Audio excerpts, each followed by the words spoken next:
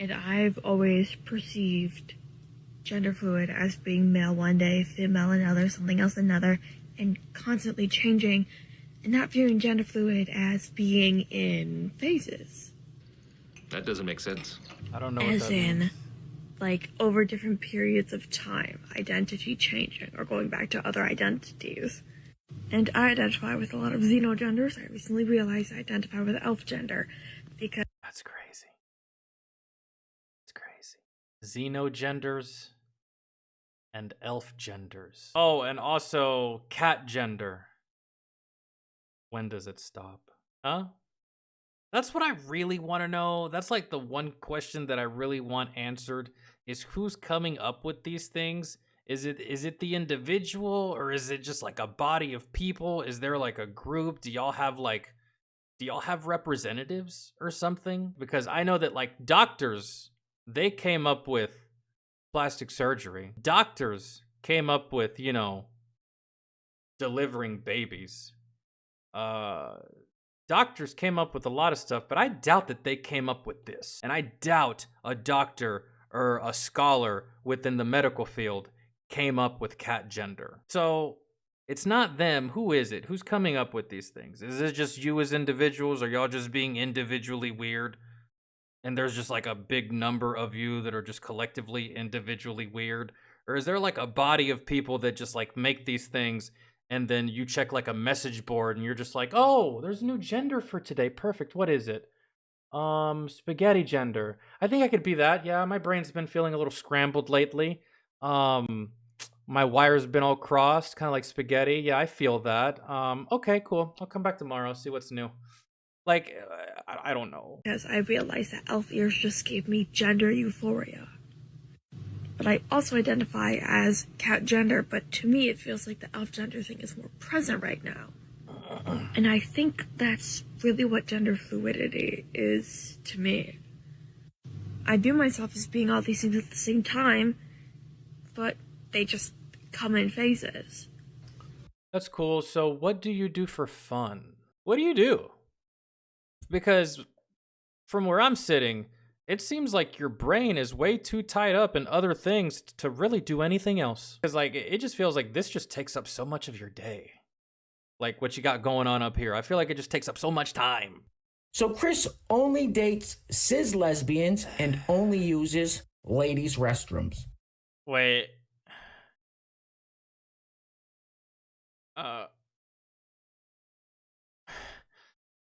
Okay. Let me see if I can. Let me see if I can. If I can get this.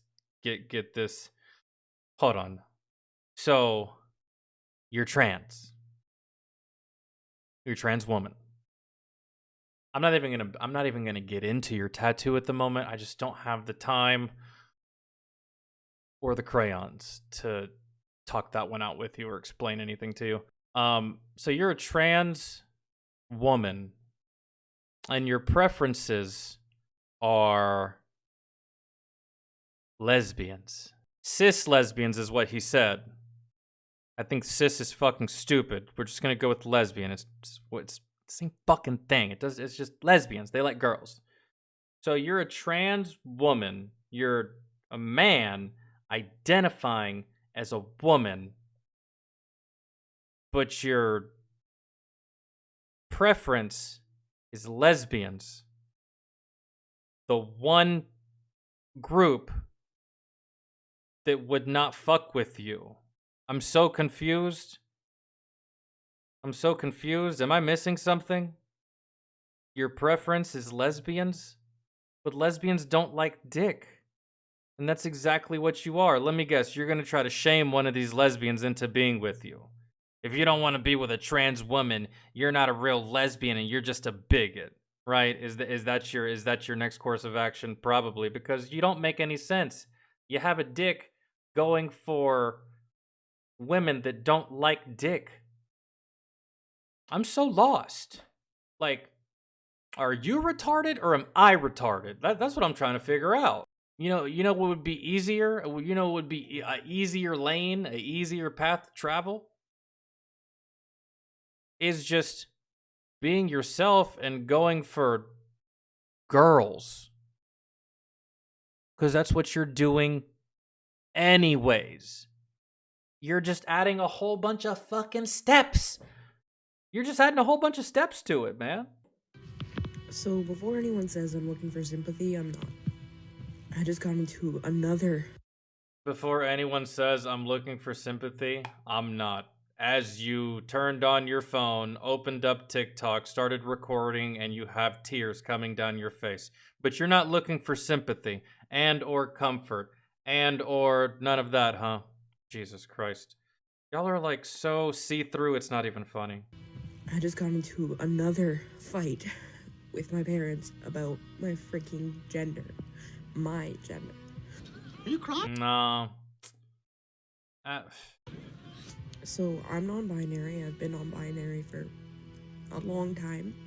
I haven't come out since until recently because keeping it in was just, I couldn't do it anymore. I couldn't listen to myself be called she, and I'm like, well, my parents accept me for being gay, so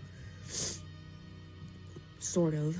So maybe they'll accept this as well. There's no crying. That's a big fat nope.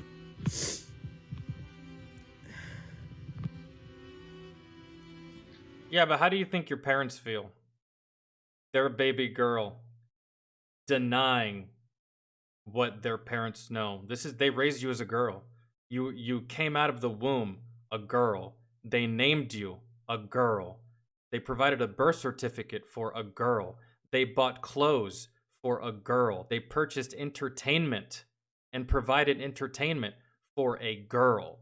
They did everything according to what they knew and how they wanted you to be and how you came out as a girl. And now you're essentially just spitting in their face. Really. Regardless how you feel, you know what? You should have just kept it to yourself. Too easy. My mom's been married to a woman for 14 years. Guess what? My grandmother, her mom, never knew. Some things are just better to keep to your fucking self. Not to mention, she was like old, losing memory, so she couldn't remember anything anyways. Even had she told her, she would have forgot anyways. Right? Maybe keep it to yourself. Does it hurt? Sure, yeah. Does it suck? Yeah, sure, yeah. But, I mean, fuck, man, how do you think your parents feel? You're denying every single bit of how they raised you and how you were whenever they raised you. You're their baby girl. Give a fuck what you feel like. You can feel however you feel like out in the real world, but here at home, under their roof, under their guidance, under them, you are a girl. You are a she. You are their she. You are your father's daughter. And that's probably what I would tell my kid if I had a kid and they were in this predicament. They wanted to be called he, she, blah, blah, blah. You know what? Your friends can call you that. Your colleagues can call you that. Your boss can call you that. The outside world can call you that. If you're a boy, you're my son. If you're a girl, you're my daughter. And if you're my son, you're a he. And if you're my daughter, you're a she. You can play that with the rest of the world if you fucking want to, but you're not going to play with me. So why would you play that with your parents? Like, and not to mention, you're living with them, right? Making all these demands, but you're living under their roof. It doesn't work that way either. I don't know what to tell you. Tough titties. I don't know what to do. You shouldn't have told them. Should have kept it to yourself. And I know some people would say, oh, but that's a tough burden to carry, or that's a tough secret to carry. You shouldn't have to carry that, just like your mom shouldn't have had to carry the secret that she was gay from her mother for all those years. Well, you know what? Sometimes it has to happen. Sometimes you need to do it, right? Sometimes you just need to tell people what they want to fucking hear just so that the happiness can continue, right? You're never always going to get along with your fucking family, but sometimes you just need to tell them what they want to hear, just so they can fuck off for a while, right? Give them some peace of mind, essentially. Just lie. Beat's going through all of this shit, whatever you're going through now. So, I mean, what's the fuck is the difference? You're miserable either way, whether you keep it a secret, whether you tell them. So why don't you just take the path of least resistance? Especially when it comes to your parents. I feel like you're not even doing them any favors by divulging this information to them. I feel like they could have gone without knowing this. You should have just kept your image as a girl because that's what they see you as. Preserve how they see you. And then you can go out into the real world and act however and be whatever, and people can call you whatever. But at the very least, maintain that image for your parents. At least for your father's sake. It's kind of like It's kind of like the one dad who doesn't believe that his daughter's a whore, but she's out here whoring and he's blind to it. He doesn't want to believe it. He doesn't want to see it. There's no way he possibly can because all he can see is his baby girl. And then the second he actually sees his daughter for a whore, he's going to be out of this fucking realm pissed off, right? So what does the girl do? She's sneaky. She tiptoes. She never lets dad see her for what she truly is. She always maintains daddy's good girl facade, always, because daddy's happy if he knows or if he believes that his daughter's not out here hoeing, right? So she's never going to tell him or put herself in a position to be caught hoeing by him. No, usually they get caught by mom, right? Mom always knows when the daughter's out hoeing, bro. They just do. So, I mean, it could have been like that, but instead you chose a different route. This is the route you chose. Tough tits. That sucks. I don't know. Literally, holy shit. Jesus Christ. This goddamn mail lady looking like an extra large blueberry muffin. Holy. Mail's gonna be thick today, guys. I'm sure she's a nice lady, man. Or this could be cosplay or Halloween. This can't be real. Ain't no way the United States Postal Service is actually out here letting Queen Latifah's daughter dress skanky and deliver mail. I just refuse to believe it. Oh, Lord. Goddamn Lawrence Fishburne's daughter ate too many fucking Debbie cakes. And you know, Steve talks about it a lot. He's going to probably talk about it a little more tonight. Is that these are white Christians? That this is a state that is overrepresented by white Christians that are going to participate in these caucuses, yes. Especially tonight. Earlier today, reached out to Robbie Jones, from the Public Religion Research Institute, knowing that we were going to talk about Iowa. And this is a hyper-evangelical white state. And he said the following to me. Iowa is about 61% white Christian. The country as a whole is approximately 41% white Christian. And in Iowa, we're talking about evangelical white Christians. And he said the following. Because I asked him, what do they get out of supporting Donald Trump? Because he keeps losing, he keeps... What is the point of continuing to mention and reference Christians, evangelical white Christians, period? Like, what is the point of that? That's what I'm not understanding. I mean, I know the reason is because Trump is for God and country. That's why all these people vote for him. What are you confused about, and why do you keep referencing color and race and religion? Trying to be divisive and shit. Just give the fucking her name is Joyless. Is that really her name? She's got to be retarded with a name like Joyless. She's got to be retarded with a name like Joyless, and you have no choice but to be racist with a name like Joyless. That's all I hear coming out of your fucking mouth. Those white Christians. Those white evangelical Christians. If it wasn't for them, Trump wouldn't have won the Iowa caucuses and blah, blah. That's what you sound like. Delivering losses and losses and losses. And he said the following. They see themselves as the rightful inheritors of this country. And Trump has promised to give it back to them. I mean, oh my God. And she's using that sentence right there, coupled with the fact that it's just a lot of white people in Iowa. Shocker, by the way, voting for Trump. She's trying to use that as like a racial, she's trying to take a racial avenue with that. Like, oh, the country belongs to white people. And people that believe that this country belongs to the whites and only the whites voted for Trump. That's the angle that she's playing right now. That's kind of crazy. That's the angle that she's playing by from the moment she started speaking to reading that guy's quote. That's the angle that she's playing. All of these racist white Christians believe that this country belongs to them and only them, and those are the ones that are going to put Donald Trump in office. Like, bruh. The fuck are you on, man? Like, we think about electability, about, what are people gaming out, or none of that matters when you believe that God has given you this country, that it is yours, and that everyone who is not... No, the country is ours, bro. You just decided to inject the color white into it.